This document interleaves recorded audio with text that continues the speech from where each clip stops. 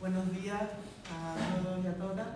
Vamos a comenzar con este cuarto encuentro IP. Es un tipo de actividad en la que planteamos temas de actualidad, temas que preocupan en nuestra sociedad, en el mundo de hoy en día, de la mano de personas especialistas.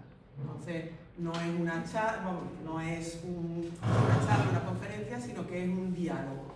Vamos a conversar, en este caso, con María Grimi Bujanda, que es jueza de un juzgado de violencia de género, pero que además es jueza de primera instrucción Exacto, sí, de primera instancia. Y de primera instancia, bueno, o sea que tiene una visión del mundo del derecho, de la judicatura desde dentro, y es una persona indicada, idónea para responder a estas preguntas, para entablar este diálogo. Por lo cual te damos las gracias de todo corazón por el privilegio de tener una especialista y una profesional de su talla. A pesar de su juventud, como veis, pues tiene una experiencia extensa. Bueno, yo no me he presentado, yo soy Esther Nieto Merino, soy profesora del IP, profesora de filosofía, y además coordino el Plan de Igualdad de Centro. Es un programa que debemos tener todos los centros educativos porque creemos que la educación es la mejor manera de cambiar algunas dinámicas sociales. Entonces, por eso está ella aquí, porque creemos que no es una educación cualquiera la que consigue que las sociedades sean mejores, más justas, más igualitarias, más solidarias, sino una educación en valores. Entonces está muy bien que los profesores transmitimos conocimientos y eso nos enriquece, pero no podemos olvidar la parte de los valores, porque eso es fundamental. Entonces, si dejamos que la sociedad tenga las dinámicas que tiene sin intervenir de alguna manera educativamente, pues estaríamos perpetuando valores tradicionales y muchas veces, bueno, pues ya sabéis que eso no lleva precisamente a sociedades mejores o más justas. Por eso creemos que tenemos que intervenir desde la educación. Y bueno, pues yo voy a dejar la palabra a nuestra especialista, a María Grimi, y Madalena ha recogido las preguntas que habéis ido formulando anónimamente a través de la Moodle. Si en algún momento vosotros, el público, queréis participar, no tenéis más que levantar la mano y os cederemos la palabra para plantear nuevas preguntas o bueno, pues si tenéis alguna observación que hacer, igualmente será bien recibida.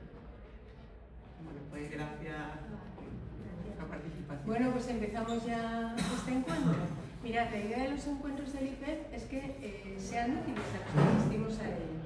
Entonces, tenemos la suerte, como ha dicho Esther, de tener aquí a una jueza especialista en violencia de género. Entonces, es una ocasión estupenda, no solamente para plantearle las preguntas que hemos ido recogiendo a lo largo de 15 días, más o menos, sino las que se puedan ocurrir durante este encuentro, ¿no? Vamos a procurar acabar antes con el recreo. En el caso de que suene el timbre de recreo y esté la conversación animada y demás, no pasa nada, nos esperamos un ratito más y ya hablaremos luego para que tengáis los 5 o 10 minutos de más, si es que hiciera falta, que a lo mejor no, que luego los podáis tener, ¿vale? O sea, quiero decir, que nos demos más importancia a nosotros que al timbre.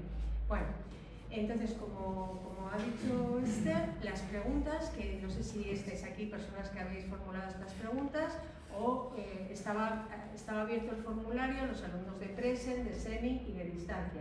Todas las preguntas son anónimas y lo que hemos hecho es recogerlas por temas para que María Bujanda, la magistrada, nos las vaya contestando. Además, tenemos también la ventaja de que María Bujanda es una persona bastante joven.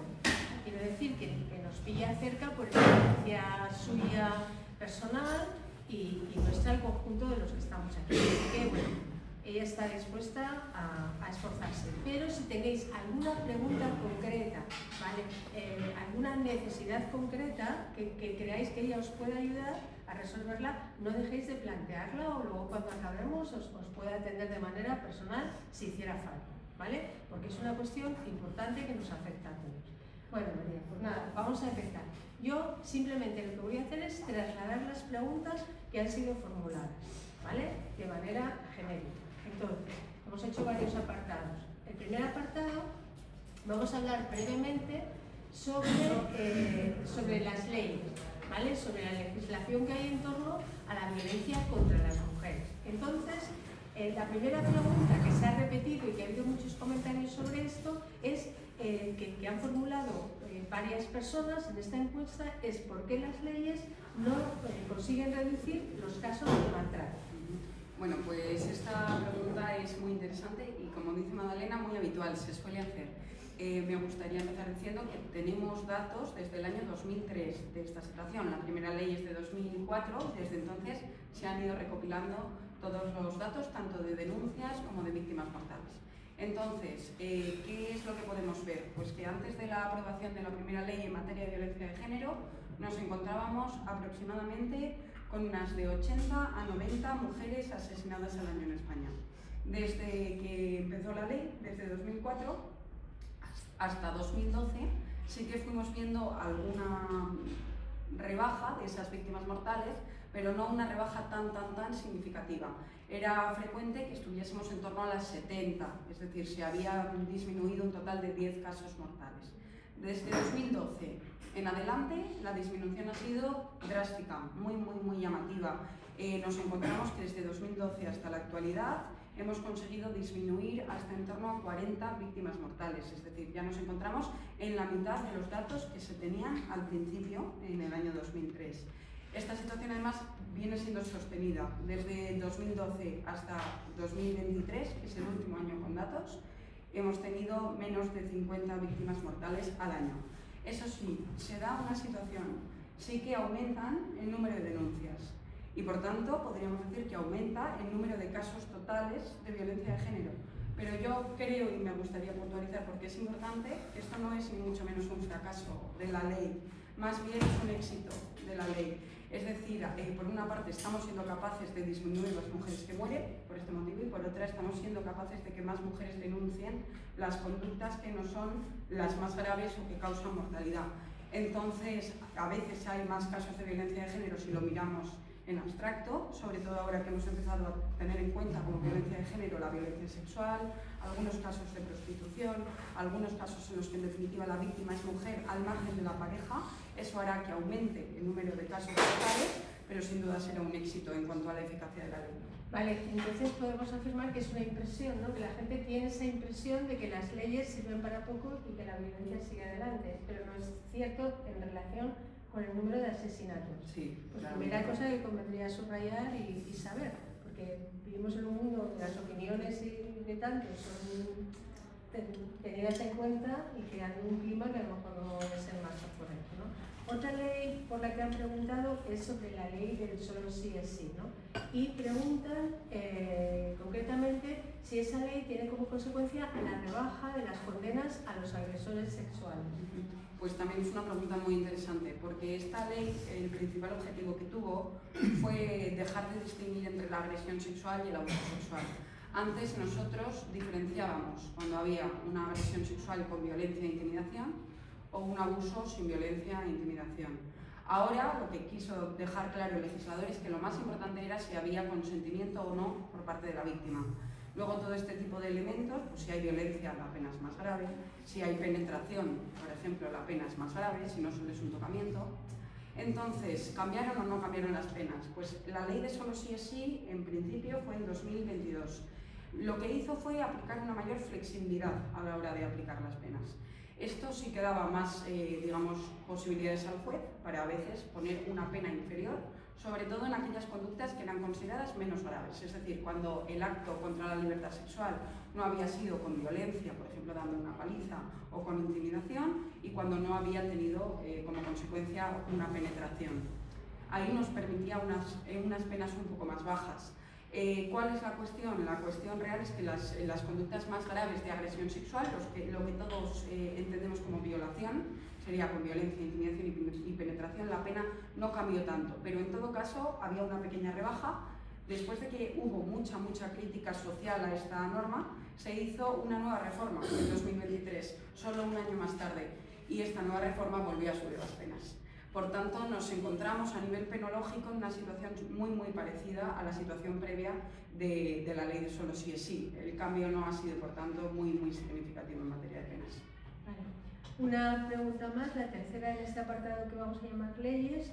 Ha habido también varias preguntas centradas en si las penas son suficientes para castigar el delito contra las mujeres, ¿no? La violencia contra las mujeres. Si deberían ser más altas las penas que se imponen en un juzgado. Bueno, pues yo creo que para contestar esta pregunta hay que hacer referencia a un comentario que se ha hecho al introducir la charla. Yo pienso que las penas son suficientes y es más, son bastante altas. No me da la sensación de que cuando una persona comete un delito de violencia de género, si las penas fuesen más altas y tuviese un mayor miedo a esas consecuencias jurídicas, dejase de cometerlo. La realidad es que estamos ante un tipo de delitos que están marcados por dos elementos, el machismo y elementos culturales y sociales. Entonces, querer responder a esos dos componentes exclusivamente aumentando las penas a veces no es lo adecuado. A veces lo que tenemos que hacer es priorizar más factores educativos, sociales y de prevención, pero no subir las penas. Las penas que tiene la violencia de género aparejada son penas altas, ya elevan las penas con respecto a esas mismas conductas cuando se dan al margen de la violencia de género y por tanto para mí el problema no lo estamos teniendo en las penas bajas, sino en otro tipo de cosas. ¿Y nos puedes puntualizar los años, las penas? Vamos a partir de la base de que la violencia de género, como solemos llamar, engloba muchas conductas, porque estamos por una parte con la violencia física, la violencia psíquica, la violencia verbal y la sexual, son todas esas. Además, esa violencia puede ser puntual o puede ser habitual. Lo más importante a nivel de penas, y para que entendamos por qué suben tanto, es que en la violencia de género se castiga la habitualidad y cada uno de los hechos puntuales. Es decir, yo soy tu pareja y te someto a un clima habitual de humillación, ese clima se castiga separado y en ese clima se pueden dar agresiones. Puede que un día te haya pegado, puede que un día te haya insultado, puede que un día no te haya dejado salir de casa. Pues cada uno de esos actos puntuales también se castiga añadidamente. Entonces, pues los márgenes de pena que solemos manejar son márgenes de prisión, privación de libertad, que suelen llegar hasta los 5 años con los maltratos habituales, al margen de las lesiones físicas o de las agresiones sexuales que se castigarían aparte y que en su modalidad más grave representarían otra pena de otros 5 años, ya estaríamos en un total de 10, incluso en agresiones sexuales podríamos irnos hasta 12 años. Entonces la pena puede ser muy alta. Y además hay otro tipo de penas, prohibiciones de aproximación y comunicación, trabajos en beneficio de comunidad para aquellos casos que son menos graves. 12 años se considera una pena muy importante. Sí, por encima de 10 son las más, lo que se llaman penas graves, es decir, las más altas que permite el derecho español. Perdona, Pepa quería formular una pregunta. María, le quería preguntar a usted, en cuanto a la violencia vicaria, ¿también la pena es igual que respecto a la violencia de género con la mujer? Es que el problema que tenemos principalmente es que la violencia vicaria solemos detectarla, por desgracia, en el momento en el que los niños pues han resultado muertos o gravemente maltratados. Eso implica que nos encontramos en las penas que serían propias del homicidio o incluso del asesinato.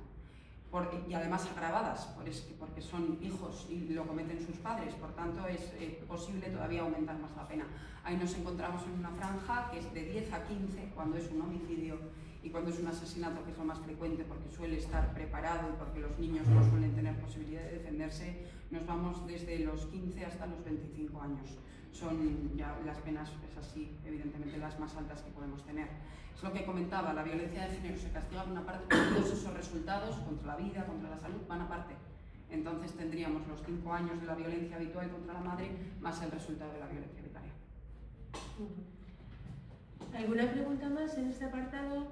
Vamos a hablar de denuncias, de las víctimas, pero queréis... Perdona, no sé si todo el mundo ha entendido lo que significa esto de violencia vicaria.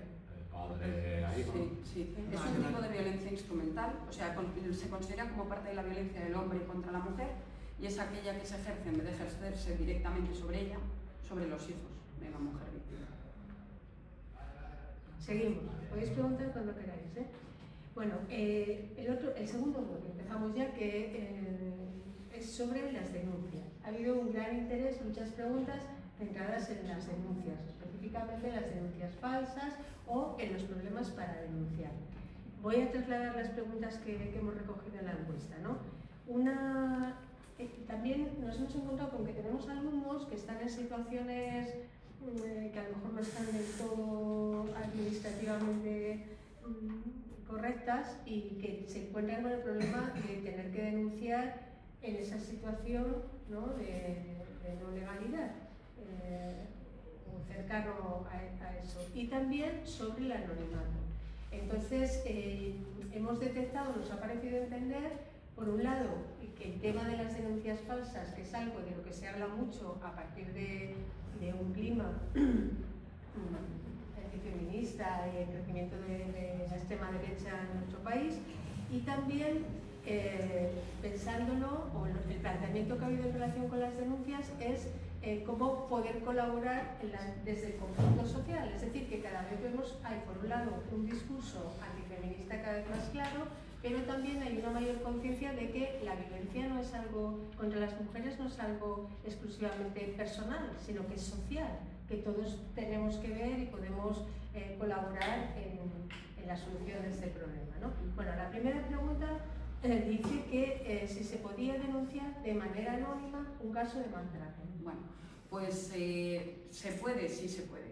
Es la respuesta simple, se puede denunciar anónimamente y vamos a explicar cómo se puede, porque es la parte importante.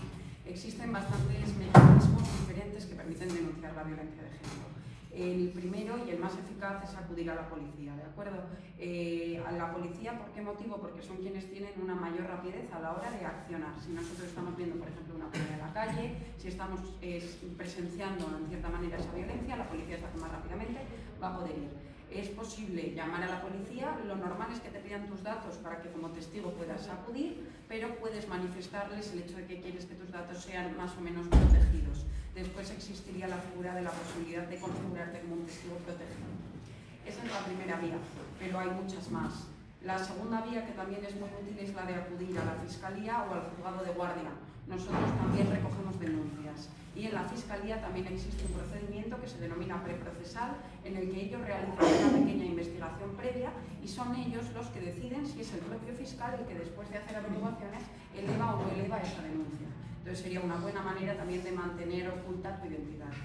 También hay formas más fáciles, hay números de teléfono para las víctimas, el 016 es el más famoso, pero a través del Observatorio Nacional de Violencia de Género está habilitada una sección que se llama Punto Violeta, que incluye guías sobre cómo actuar en casos de violencia de género y que además te da la posibilidad de hacer denuncias y te permite hacerlo así. Hay incluso más posibilidades, por ejemplo, cuando hablamos de mujeres víctimas que presentan lesiones porque han sido agredidas físicamente, es posible que acudan directamente al hospital y en el hospital hay protocolos de activación que también permiten que la activación sea del hospital, no de un particular. Por tanto, hay muchísimas posibilidades en ese sentido, pero yo siempre recomiendo eso, acudir al juzgado de guardia o acudir a la policía o acudir a la fiscalía. Son los agentes más especializados y entonces pueden tratar mejor el hecho de proteger tu identidad como testigo, en su caso como denunciante. Tengo que decir también una cosa sobre la posibilidad de las denuncias de personas o mujeres en situación irregular. Es un miedo que muy habitualmente tenemos, pero hay que tener en cuenta que una de las protecciones que se da en materia de violencia de género es que es posible obtener el permiso, lo que conocemos como nacionalidad, pero bueno, comenzando como permiso de residencia de manera independiente, porque es muy frecuente que mujeres extranjeras hayan venido a España con una pareja, tengan una situación de violencia de género y su permanencia en España y su trabajo dependa del agresor. Entonces, en esas situaciones es posible incluso tramitar la posibilidad de que estas personas tengan un permiso de quedarse en España de manera autónoma e independiente, algo que les da seguramente más seguridad para poder denunciar.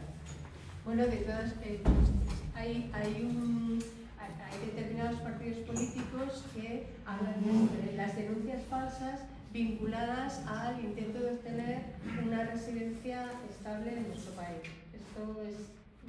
¿Qué se puede contestar a esto? Bueno, pues lo que se puede contestar es que tuvimos una gran previsión de esta situación y con la primera ley de violencia de género se creó lo que decía, un observatorio a nivel nacional y varios observatorios a nivel de comunidad autónoma. Esto significa que tenemos datos prácticamente de todo. Sobre las denuncias falsas, denunciar en falso es un delito. Se puede dar en la violencia de género y en cualquier otra denuncia. Hay indicadores sobre cuántos casos de denuncia falsa hay y sobre cuántas condenas hay por denuncia falsa. En concreto, en violencia de género se contabilizan exclusivamente 0,01% de las denuncias como falsas. Evidentemente esto no significa que todos los hechos, todas las denuncias sean totalmente ajustados a la realidad, pero para que una denuncia sea falsa, el hecho denunciado también tiene que ser falso. Entonces eso es complicado y en la práctica casi no se da. Eso por una parte. Por la otra, además de las denuncias falsas, encontramos lo que se suele llamar denuncias instrumentales. Es un tipo de denuncia que podría pretender tener un beneficio económico, un beneficio en un divorcio, un beneficio para obtener una alternativa habitacional, bueno, todos estos beneficios amplios. También es posible hacer un análisis de los datos que tenemos, porque, por ejemplo, se contabilizan cuántas mujeres reciben ayudas por ser víctimas de violencia de género. Y sí que vemos que el número a veces ha aumentado, pero lo que está claro es que no hay aumentos drásticos, hay un aumento paulatino y escaso año en año de las ayudas económicas, y lo más importante de todo, esas ayudas económicas aumentan, pero aumentan a la vez que aumentan las denuncias y, lo que es más importante, a la vez que aumentan las condenas. Por tanto, nos encontramos en que raramente será instrumental la denuncia cuando finaliza efectivamente en una condena y no en una absolución, más teniendo en cuenta la presunción de inocencia. Es difícil condenar cuando no hay elementos para condenar. Así que eso es lo que puedo decir sobre las denuncias falsas. Luego también sí que querría decir una cosa que es importante. La ley de violencia de género, lo he explicado, es una ley muy amplia. Incluye conductas muy graves, agresiones físicas, pero también conductas mucho más pequeñas. Es decir, insultar a tu pareja, controlarle, revisarle el teléfono, que son cosas muy habituales entre gente joven. Todo eso pueden ser delitos, ¿de acuerdo? Entonces, al final, si somos justos en una relación, a veces ese tipo de conductas, aunque sea puntualmente, sí que se dan. Es raro que nos encontremos ante denuncias totalmente falsas, porque estos comportamientos pequeños, aunque a veces no lo parezca, también son violencia de género y muy frecuentemente están presentes. Bueno, al principio decías que había disminuido el número de asesinatos y había aumentado el número de denuncias, ¿no? El porcentaje de denuncias que había ido creciendo y que eso era positivo. Entonces vamos a subrayar un poco lo positivo que ha sido eso en relación con el bajo nivel de denuncias falsas, aún existiendo este discurso que insiste en que las denuncias son falsas y demás, ¿no? No es así. Y otra cosa importante que acaba de decir nuestra invitada es estos pequeños actos que también son agresiones, ¿no? Como puede ser, has dicho, revisar el teléfono sin la autorización. Pues tendría que hablaras de esto porque... Pues sí, exactamente. O sea, todos tenemos en mente, cuando hablamos de violencia de género, exclusivamente agredir físicamente a la pareja, pero no, en absoluto. Hay conductas mucho más pequeñas que también pueden ser parte de la violencia de género.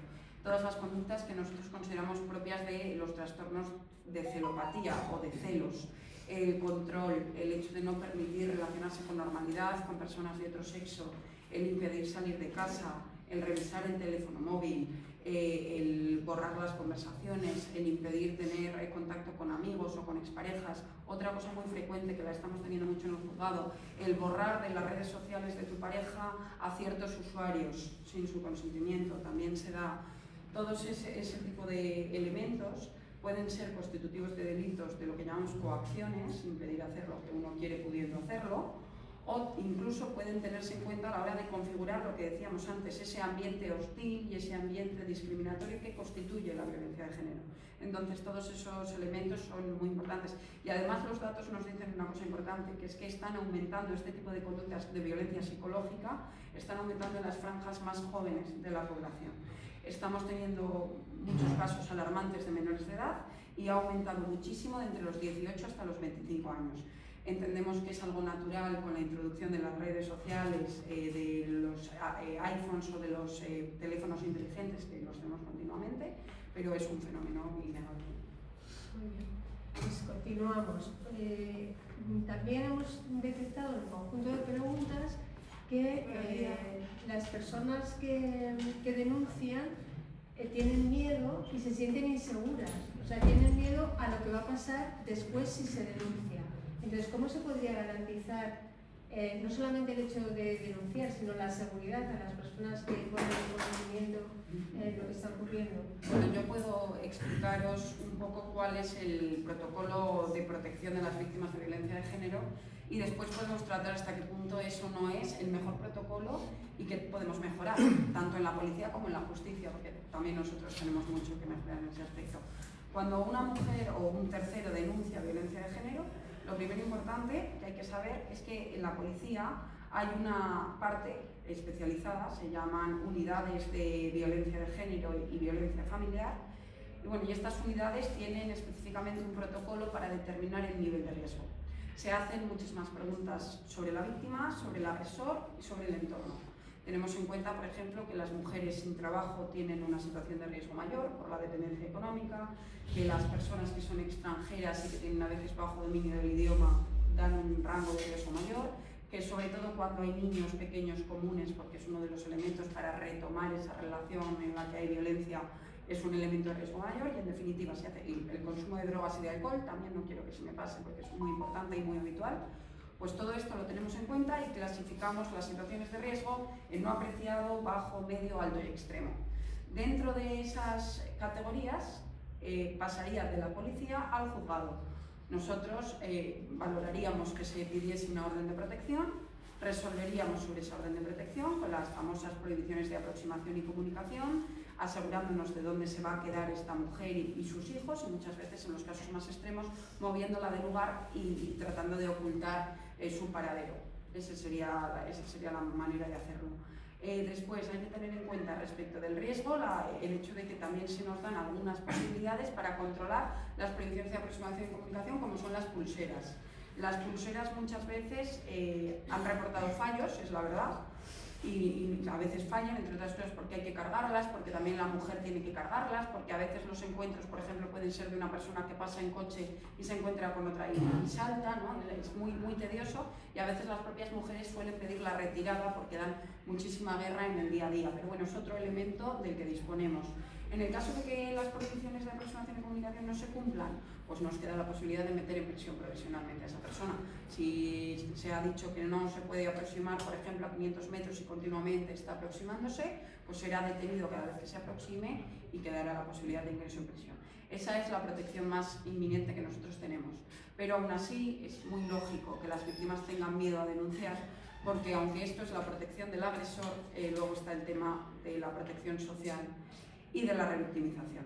Es a veces realmente muy duro llevar a una mujer primero a la policía, después en instrucción conmigo a que nos cuente y le sometemos a muchas preguntas, después transcurrido 1 año o 2 años a un juicio, después posibles recursos, entonces es algo muy penoso.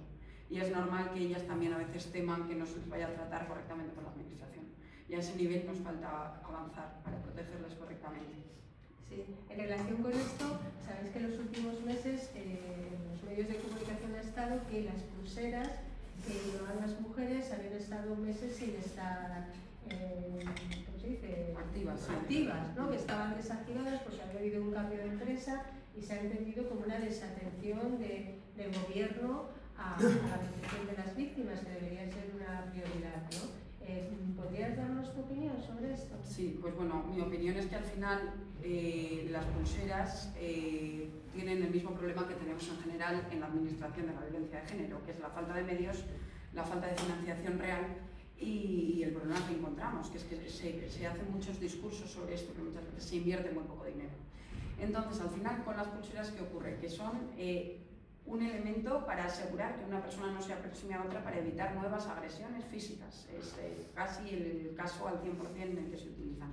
Casos en definitiva muy graves. El hecho de que esto falle es un problema gravísimo, y lo que tengo que decir en cuanto a mi opinión personal es que evidentemente el discurso a favor de la violencia de género está bien, pero la financiación de los medios necesarios para combatir la violencia de género es aún más necesaria que el discurso si lo que queremos es evitar las consecuencias más graves. Entonces, pues estoy totalmente de acuerdo con ese discurso que a veces ha hecho el gobierno, pero le pedimos una mayor acción y una mayor presencia y una mayor financiación sobre todo. Muy bien. Ha habido una pregunta muy concreta que dice: ¿cuándo es tarde para denunciar un caso? Bueno, pues nunca. Tarde no es nunca, porque entre otras cosas encontramos que los supuestos en los que es más difícil que las mujeres denuncien es los casos en los que ellas están casadas y tienen más de 65 años. Esas mujeres prácticamente nunca acuden a denunciar.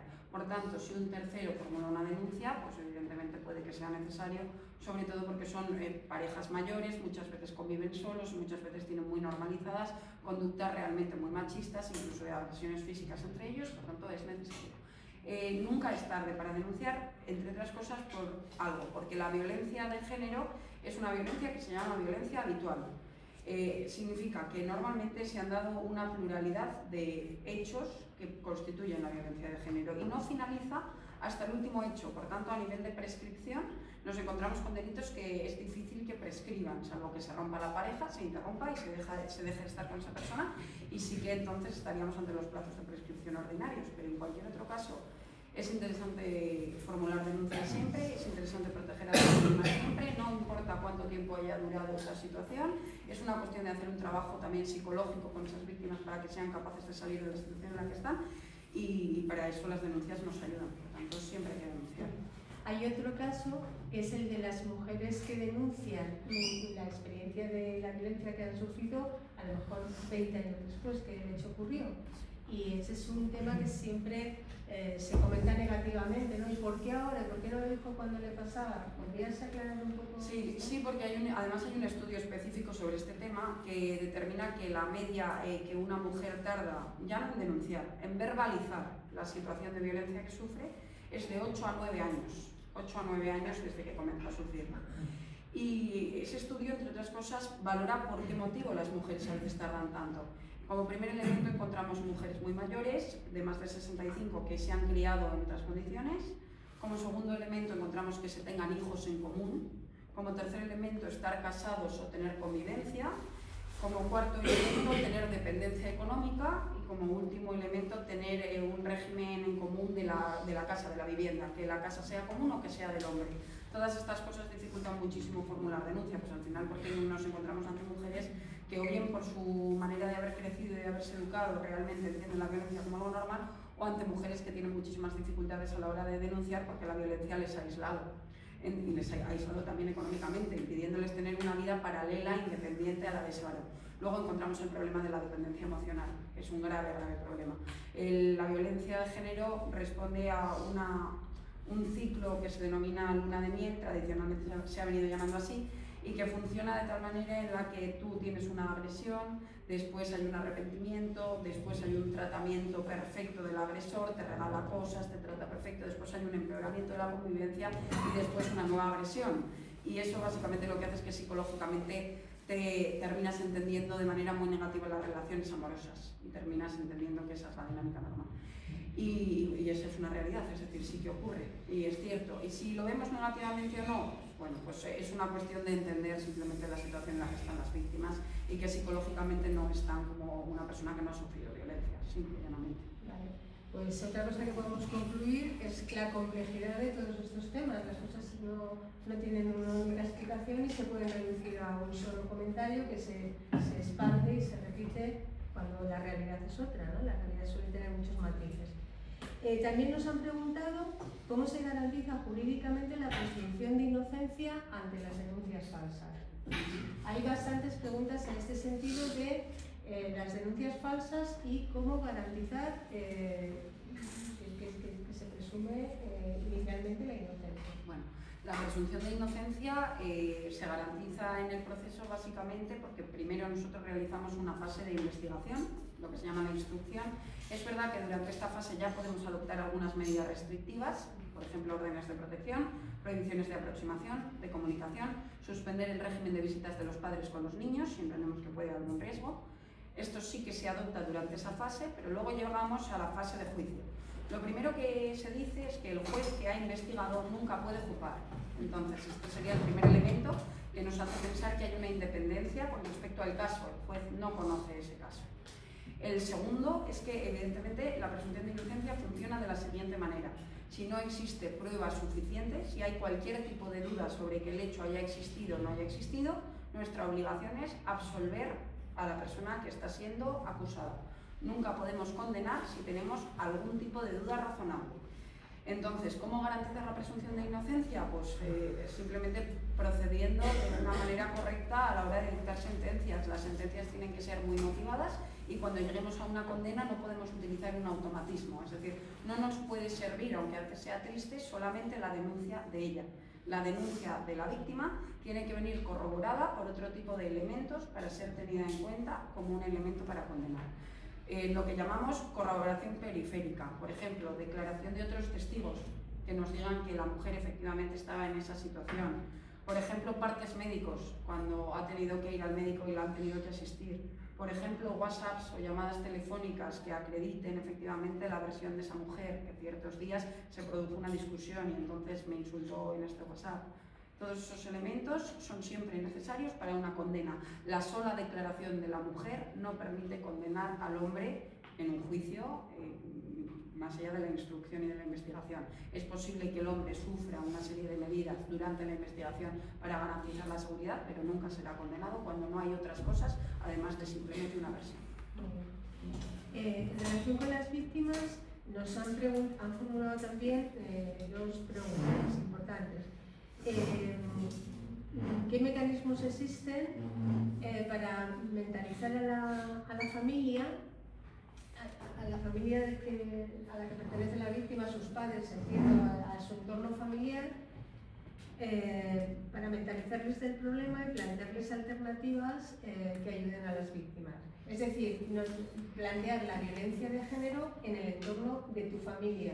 ¿Qué papel puede jugar la familia en relación Una con pregunta, esto? porque no sé si se está refiriendo a que la violencia la sufran los padres y sea la persona, la hija o la familiar la que plantea a los padres cómo actuar, o sea al revés, la hija, por ejemplo, sufre la violencia de género y quiera contarlo en casa. No lo especifica la pregunta, pero yo creo que es la hija que está hablando de padres, que se está refiriendo, que está preguntando a una persona en relación con su familia, que siente a la familia no como un apoyo, sino como un problema en esta situación. Bueno, pues a ver, a veces ocurre. Es cierto que hay muchas mujeres en materia de violencia de género que no reciben el apoyo de sus familiares.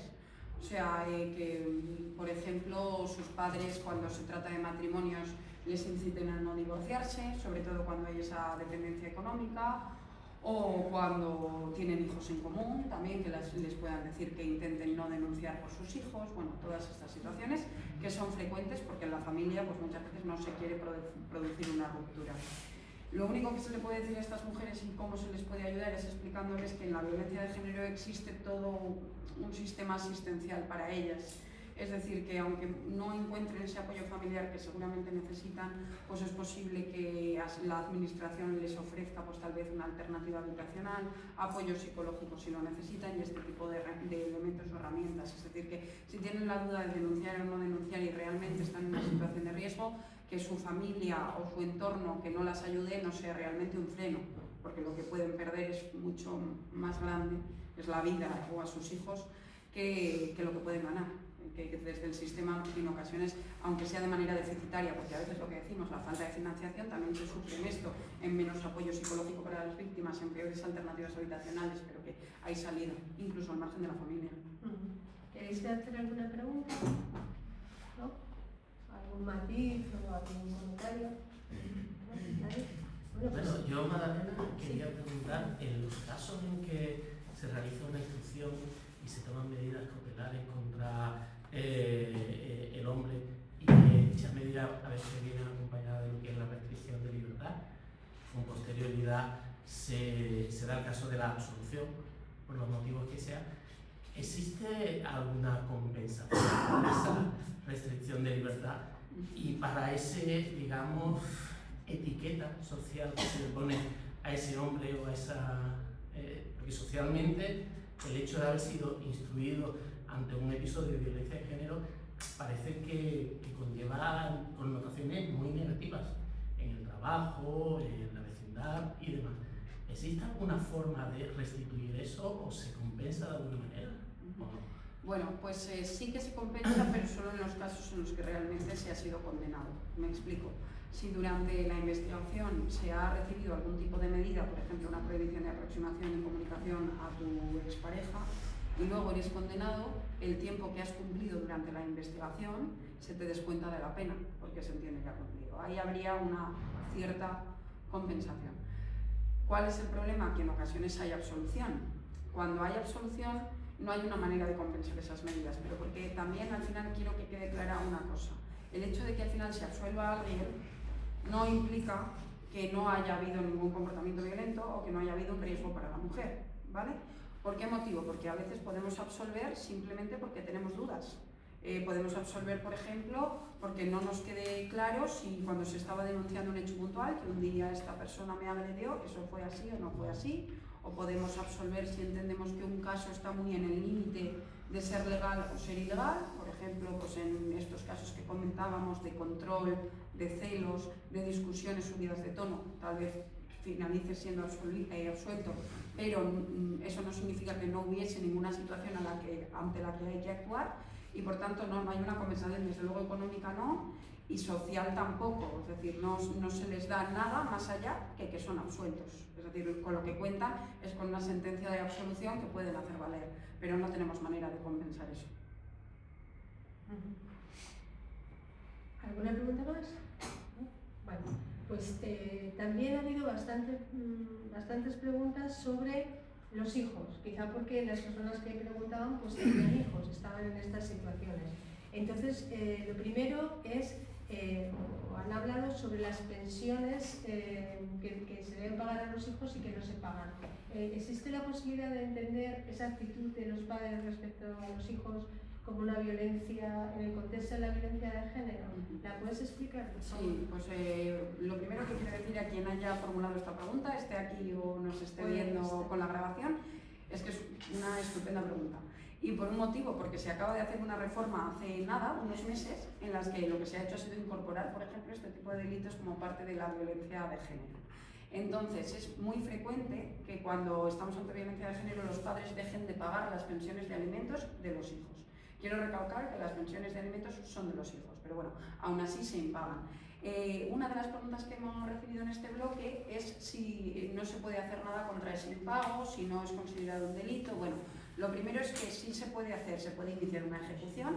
En la ejecución se averigua el patrimonio del padre y se pueden, por ejemplo, trabar embargos, incluso y forzarle a pagar.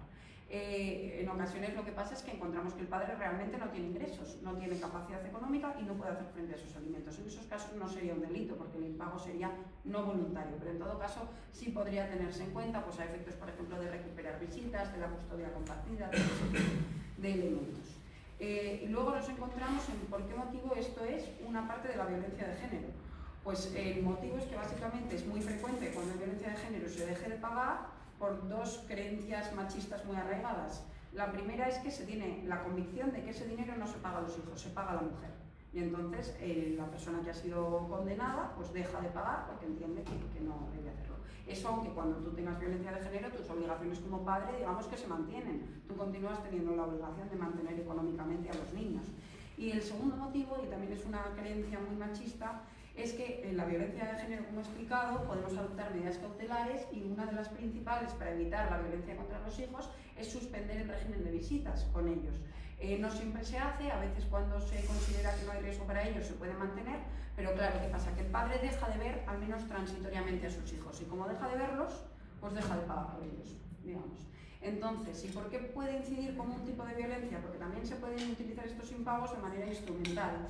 Mi exmujer se queda con los niños, tiene que cuidarlos y yo no le ayudo económicamente. ¿Cuál es la consecuencia? Pues evidentemente que tu mujer tiene una vida mucho más limitada, tiene muchas más dificultades económicas para emprender su vida autónomamente y al final es una manera también de coartarle la libertad a ella y de impedirle pues, hacer una vida en plenitud, ¿no? Por ejemplo, poder relacionarse con terceras personas, poder tener ocio, poder tener más tiempo para ella. Todos esos elementos están presentes. También nos han preguntado sobre el perfil del maltratador. Si realmente existe como un patrón del maltratador, si es transversal, si se da en todas las clases sociales, si especialmente en algunas, en fin, nos gustaría que contestaras a esto. Pues sobre esto de nuevo hay muchísimos estudios, se hacen estudios tanto de edad, de nacionalidad y de renta económicos. Entonces, lo primero es que en cuanto a la edad, la mayoría de víctimas tienen de 30 a 40 años, ese es el grupo más afectado, y que los agresores son algo más mayores, aproximadamente 5 años más mayores que ellas. Por tanto, en cuanto a los agresores nos situamos en que normalmente son hombres de 45 a 50 años, sería el grupo más numeroso. Eso en cuanto a la edad. En cuanto a la nacionalidad, encontramos que mayoritariamente son españoles nacidos en España. El 65% de los agresores condenados son españoles nacidos en España y el 63% de las víctimas son españolas nacidas en España. Un poquito menos las víctimas que los agresores, pero vemos que son números muy parecidos, muy parejos. En cuanto a renta, prácticamente las rentas son de todo tipo. Hay violencia de género en todo tipo de extractos de renta. Sí que es cierto que hay más casos en las rentas bajas y medias. Al final esto puede deberse simplemente pues, al tensionamiento propio de carecer de recursos en ciertas cosas, o sea, la vida familiar también se dificulta, entonces pues, puede que eso dé lugar a más problemas, pero no es algo muy significativo que en una renta se dé mucho más, en otra mucho menos, es un nivel bastante igual. Y por último, en cuanto al elemento de la nacionalidad, también se valora dentro de ese 65% que decíamos que eran los agresores españoles, el otro porcentaje de qué nacionalidad son. Pues por orden encontramos que son personas de otras partes de Europa, en siguiente lugar personas latinoamericanas y por último encontramos a personas marroquíes. Esos serían los grupos más habituales. ¿Algo más? ¿No? Bueno, pues vamos a hablar... Ay, perdón, sí, disculpa. Una pregunta. Teniendo todas las pruebas de evidencia machista, tanto grabaciones, fotos de WhatsApp, del agresor, o etcétera, ¿vale? Y tú lo presentas al juzgado, y el juez ve esas imágenes, esas pruebas, y no hace nada. ¿En qué podemos hacer en ese caso? Bueno, pues podría darse el supuesto de que se tuviesen elementos indiciarios, ¿vale? Se presentasen ante el juzgado y el juez considerase que, por ejemplo, no se debe adoptar ninguna medida en ese momento. ¿Cuál puede ser el motivo? Pues, por ejemplo, que sean imágenes o pruebas muy antiguas. Nosotros, cuando decíamos, se pueden adoptar medidas para proteger a la víctima durante la investigación, sí que se puede, pero se puede solo si existe riesgo, un riesgo que llamamos objetivo. Entonces, ¿cuál es el primer elemento de ese riesgo? Pues que sea un riesgo actual. Muchas veces nos encontramos con que sí que hay indicios de delito y por tanto sí que se continúa la investigación, pero sin embargo en un primer momento parece que no se hace nada, porque no estamos ante la situación en la que podamos adaptar esas medidas que son las propias de la primera fase. Entonces, que esto responde también a la pregunta si siempre y automáticamente se adoptan medidas. No siempre durante la investigación se adoptan medidas. Pero lo normal es que si sí que existen esos elementos, por ejemplo, pues lo que me comentabas, fotografías, WhatsApps, que sí que evidencian algún tipo de conducta, lo normal es que una vez finalizada la fase de investigación, ese juez eleve el asunto al penal correspondiente y que en fase de juicio sí que se sea condenado, aunque no se haya obtenido ningún tipo de medida de protección en la primera fase del procedimiento. Para esos casos es importante a veces tener paciencia, porque parece que en un primer momento no hay ningún tipo de acción y posteriormente pues sí que se responde. También puede darse la situación de que un juez valore que no hay ningún tipo de indicio. Sería raro si, tal y como me lo cuentas, hay bastantes elementos, fotografías, no debería ser lo que debe hacer el juez. Si es así, pues yo a esa persona afectada le diría, vuelve a denunciar los mismos hechos otra vez. Formula nuevamente tu denuncia, trata tal vez de describir un poquito mejor en qué consistía, trata de hacer un relato de hechos más completo y de explicarlo mejor y tal vez haya más suerte. Eso en el caso en el que se haya cerrado el caso, lo que llamamos un sobreseguimiento durante la investigación. Pero ya digo que si es como tú lo cuentas, con esos elementos, eso no debería ocurrir, ¿vale? Bueno, ya estamos acercando a los últimos apartados. Vamos a hablar un poco del discurso negacionista, ¿no? Entonces, hay bastantes entradas recogidas que hablan de las leyes contra la violencia de género como leyes que discriminan a los hombres, ¿no? Y que en realidad lo que están haciendo es amparando, dicen, los abusos por parte de las mujeres. Bueno, a ver, el tema de si la ley de violencia de género perjudica o no perjudica a los hombres es una cosa muy habitual. Ya cuando en 2004 se aprobó la ley se plantearon varias cuestiones sobre si eran o no conformes al principio de igualdad ante la ley. El Tribunal Constitucional nos dijo que sí, nos explicó que el objetivo de la ley no era perjudicar a un grupo social, sino que era reaccionar ante una violencia especialmente grave por un motivo social. Entonces, lo que nos vinieron a decir es que la violencia, sobre todo cuando se da en pareja y expareja, es más grave y que por tanto esta ley lo que nos permite es reaccionar mejor y sobre todo globalmente a este tipo de violencia, no perjudicar a un grupo por el mero hecho de perjudicarle. Eso era lo primero. Lo segundo que también quiero destacar y que muchas veces no se conoce es que la ley de violencia de género también creó ciertas estructuras que permiten la protección de los hombres. ¿Por qué motivo? Porque se habla mucho de la mujer que sufre violencia de género, pero también encontramos hombres que en el contexto de relaciones tóxicas, ¿vale? También sufren violencia por parte de sus mujeres. Y de hecho es muy frecuente que tengamos casos con doble condición. Es decir, mujeres que han denunciado a sus parejas, pero ellos también han denunciado a ellas. ¿Por qué? Por ejemplo, es muy frecuente cuando la policía encuentra a una pareja pegándose recíprocamente en la calle y los dos tienen lesiones. Y comienzas a indagar y tienen una relación tóxica y frecuentemente se agreden y frecuentemente se insultan y es recíproco. Pues ese tipo de procedimientos también los conoce la sección de violencia de género. También parte de atender ese tipo de dinámicas cuando son violencia doméstica y violencia de género. En todo caso, la violencia doméstica que sufre el hombre también recibe ese plus, es decir, también se considera por parte de la ley que es una conducta más grave y también tiene penas mayores. Por tanto, no hay una diferencia real entre la violencia de género y la violencia doméstica, más allá que se considera que la de género, por la cuestión del machismo, es socialmente algo más grave. Pero ya existen agravaciones de la violencia que sufre el hombre dentro de la pareja y dentro de la familia. Entonces entiendo que perjudicarles no pretende perjudicarles. Y después la cuestión de los abusos. Si es posible que una mujer utilice este tipo de leyes para abusar de esa posición. Bueno, pues puede darse un mal uso de la ley de violencia de género, por supuesto puede darse. ¿Por qué? Porque está anudada a un estatus de protección especial y a una serie de beneficios que se pueden conceder, pues económicos, en divorcios y en ese tipo de situaciones. Pero tiene que tenerse en cuenta que para eso también está la justicia, es decir, primero para recoger datos y comprobar si los datos son ciertos o no, y después para aquellas denuncias que son claramente falsas, pues iniciar, si lo consideramos, un procedimiento sobre denuncia falsa o sobre ser o archivar los casos que consideramos que no tienen suficiente calado o importancia.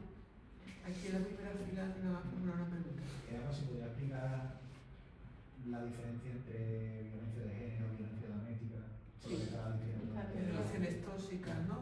Sí, la violencia de género es aquella que se da cuando la víctima siempre es una mujer y el agresor siempre es un hombre. Tradicionalmente necesitábamos que fuesen una pareja, ya estuviesen casados ya no, hubiesen convivido o no hubiesen convivido. A día de hoy tenemos un concepto un poco más amplio, porque incorporamos también algunos delitos en los que la víctima es una víctima mujer, aunque no se tenga esa relación con el agresor. Por ejemplo, las agresiones sexuales, es el caso más típico. ¿Qué es la violencia doméstica? La violencia doméstica es el nombre que se recibe en la violencia que se produce dentro de la familia cuando no es violencia de género.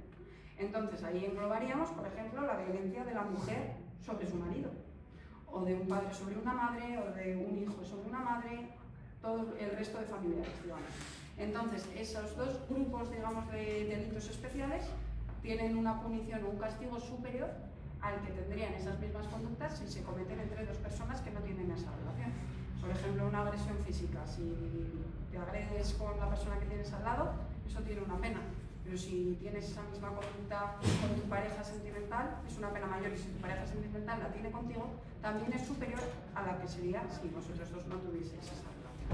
Y luego, dentro de la violencia familiar, que también es un concepto que también hemos tratado porque no siempre es violencia doméstica, pues encontramos otro tipo de fenómenos, como por ejemplo esos fenómenos especiales de violencia vicaria y de esos fenómenos que pueden ser más amplios o transversales, entre la de género y la doméstica.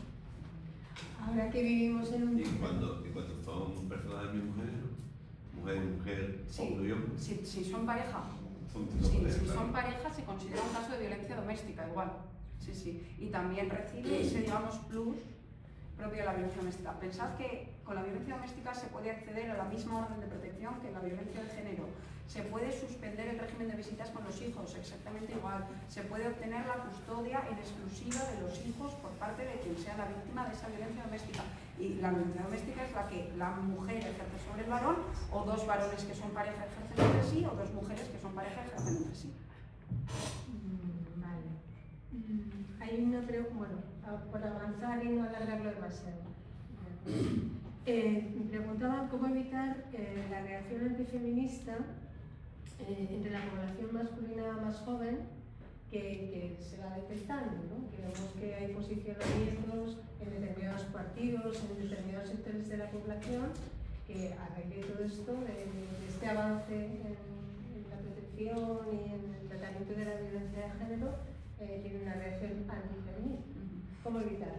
Bueno, yo creo que la mejor manera de evitarlo es con información primero y con educación segundo.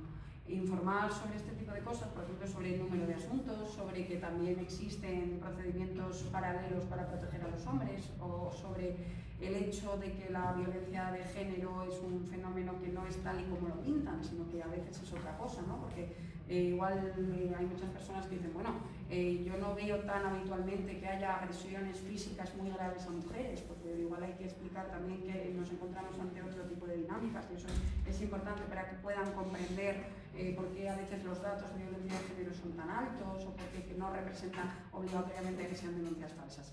Pero sobre todo la educación. O sea, yo creo que el gran problema que tenemos es que se trata de delitos que requieren educar muchísimo en que no es necesario ejercer el control en pareja, y que al final las relaciones humanas, sentimentales y sexuales son relaciones afectivas libres y que no pueden ser controladas, y eso también hay que asumirlo a través de entender también la frustración que genera pues, que una mujer no quiere estar contigo, o demás tipos de cuestiones. Y en concreto dentro de la gente joven y cómo combatirlo, pues hombre, yo lo combatiría con lo que es más palmario, que son los datos tan buenos que tenemos de reducción de víctimas mortales de este asunto. A mí me parece que ese dato habla por sí solo, por decirlo de cierta manera. Sí. También nos han preguntado, ahora que tú estabas hablando de educación, me gustaría que contestaras desde tu posición de jueza. Cómo afrontar la educación en los centros como el nuestro, ¿no? La educación amorosa, sexual, en adolescentes y gente joven, para evitar, para crear a personas más conscientes y más cuidadosas y más... Bueno, pues yo creo que estaría bien empezar por lo pequeño, porque es lo que hemos dicho, a veces no somos del todo conscientes de cómo ciertas dinámicas pequeñas nos pueden conducir a una situación de violencia. Prácticamente ninguna violencia grave comienza siendo grave. Primero viene el control, después vienen las malas contestaciones, después las limitaciones, después la violencia periférica, se dan golpes alrededor de una persona cuando se tiene discusión, después la violencia física y después las agresiones físicas reiteradas, graves e incluso la muerte. Entonces, a mí me parece muy importante no normalizar esos comportamientos que son pequeños. Yo por lo menos estoy percibiendo mucho en el juzgado confundir conductas celosas con amor, control con amor. Es que si no es celoso, yo no quiero una persona que esté conmigo si no es celoso, porque no me quiero lo suficiente, porque es admisible. Por ejemplo, tuve el otro día un asunto con dos chicos muy jóvenes, tenían 18 y 19, en los que le pregunté a él, ¿usted le ha revisado el móvil a ella? Le ha mirado el móvil, le ha mirado los mensajes, ha entrado en Instagram, porque tenía hasta la posibilidad de entrar en las aplicaciones. Y dijo, sí, lo he cogido y lo he revisado. Lo he estado revisando 20 minutos con ella delante, abriendo las distintas cosas. Y hablando con él, decía, pero es que ella me ha dado su permiso, porque yo no tengo su FaceApp ni tengo sus claves. Y es que ella también revisa el mío. Entonces, él lo decía como diciendo, si es nuestra dinámica de relación, es aceptable porque lo hemos aceptado entre los dos, y no es aceptable. Entonces yo creo que entre la gente joven ese tipo de cosas es importante que dejemos muy claro que es mejor no hacerlas y que pueden colocarnos en situaciones muy complicadas.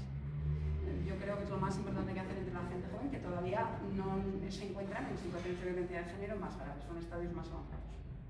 ¿La gente joven que está aquí tiene alguna cuestión que preguntar sobre estos aspectos?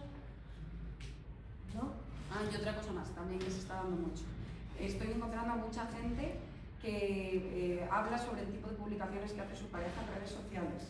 Las clasifica como adecuadas, no adecuadas. Por ejemplo, ¿por qué te enfadaste con ella? ¿Por qué le agarraste el móvil de la mano? He tenido muchos que le han agarrado el móvil o que han tenido discusiones. Y dicen que es porque ha subido una foto que a él no le resulta respetuosa, por ejemplo. O porque se ha hablado con alguien por redes sociales. Estos son dos elementos también yo creo que a combatir. Es decir, que al final no podemos terminar en discusiones totalmente insanas porque tu pareja suba una foto o porque tu pareja tenga una conversación con otra persona. Ese tipo de cosas también son muy frecuentes y es un estadio previo a la violencia de género, pero ahí está.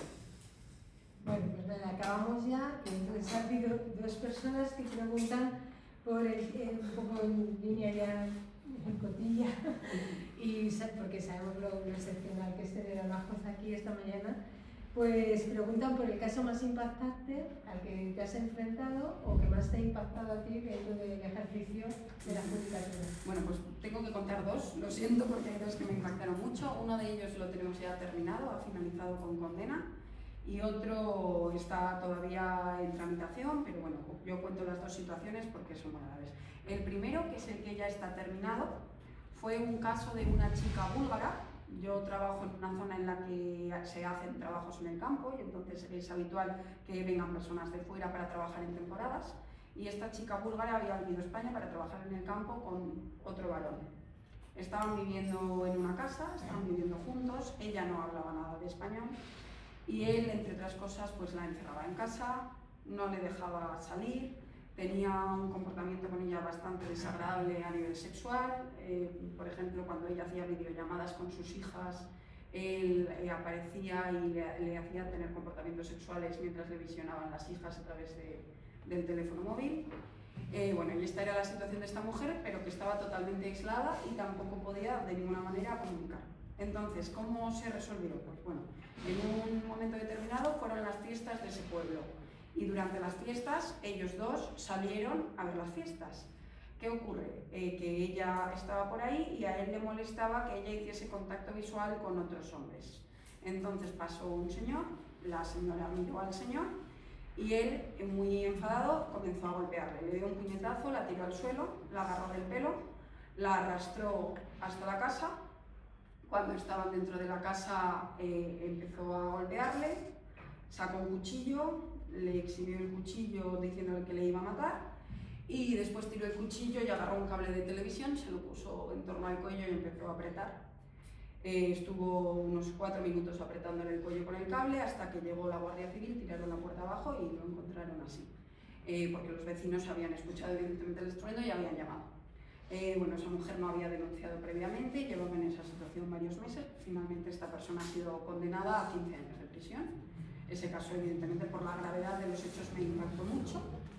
Y luego tuvimos otro que también me resultó muy impactante, aunque este todavía está en fase de investigación. Una pareja de chicos, un chico y una chica que eran gitanos, se conocieron por el antiguo Twenty, vosotros no sabéis lo que es Twenty, pero bueno, por redes sociales, vamos a cambiarlo por el actual Instagram, ¿vale? Pues se conocieron por redes sociales, ella tenía 17 años y él tenía un año más, tenía 19 o luego 20, no recuerdo, y bueno, se conocieron, rápidamente se hicieron novios, y eran gitanos, por tanto se casaron por el rito gitano y ella se fue a vivir al piso de los padres de él.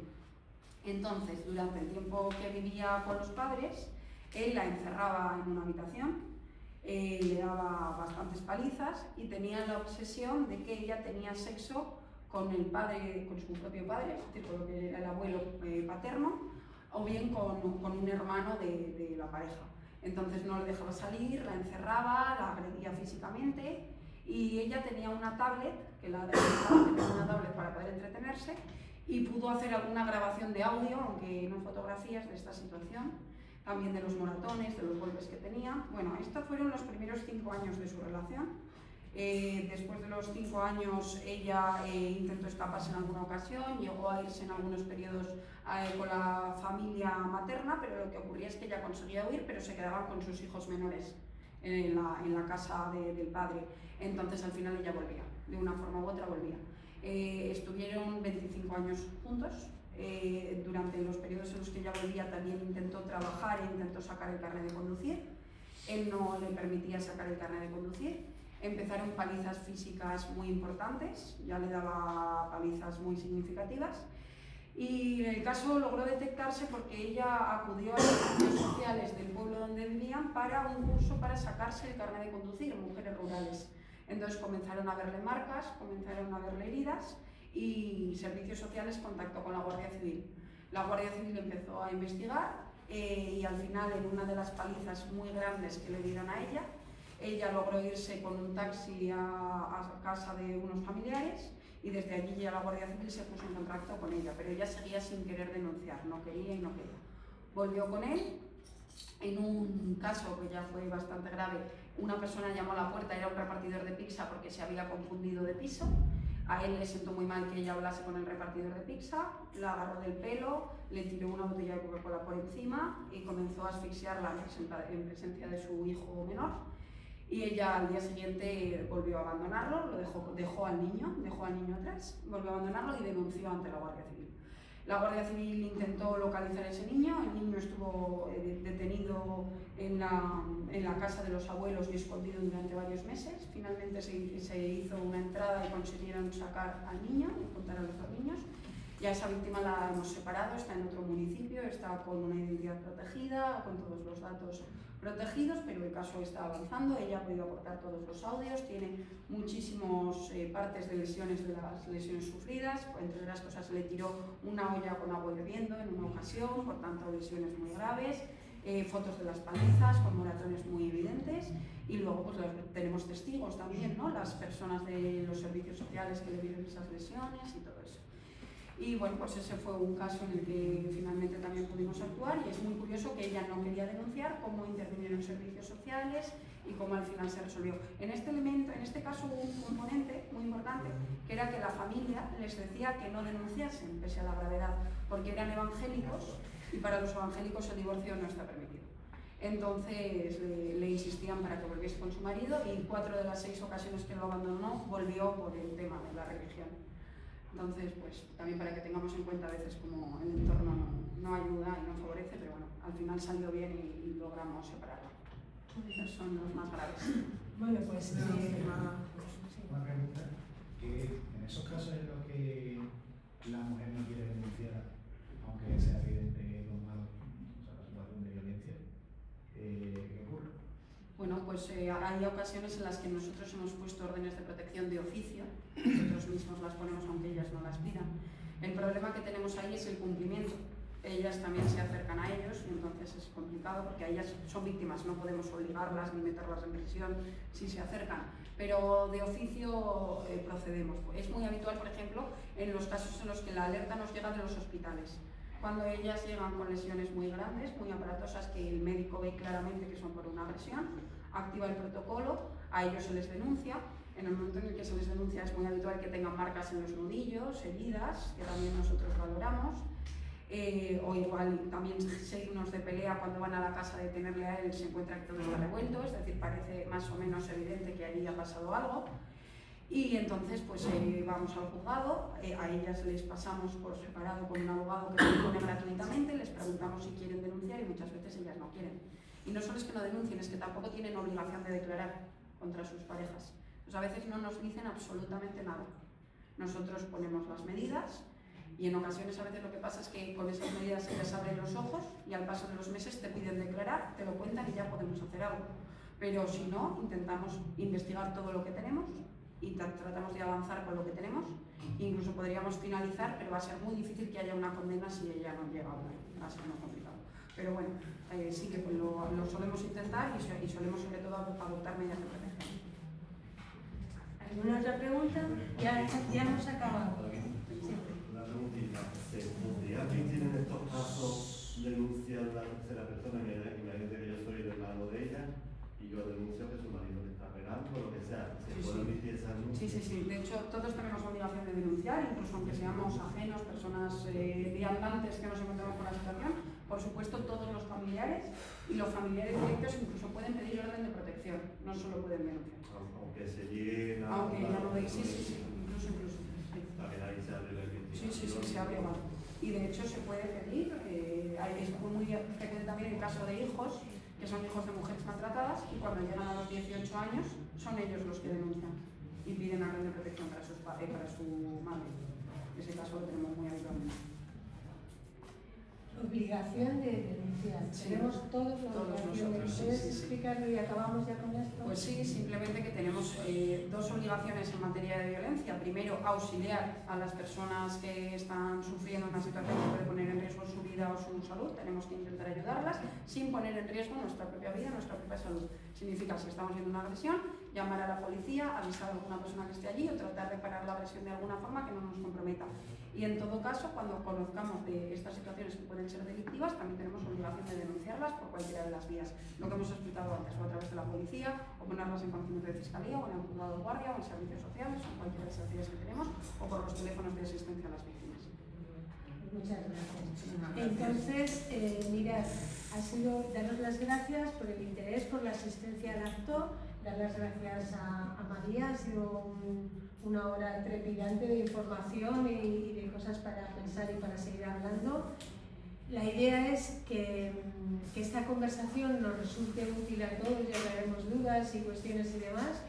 Si alguien quiere hablar con nuestra invitada de manera personal y no excesivamente larga, lo puede hacer. Ella puede atender alguna duda que queráis hacerla de manera personal, hacerlo de manera personal y nada más. Así que nada, muchas gracias.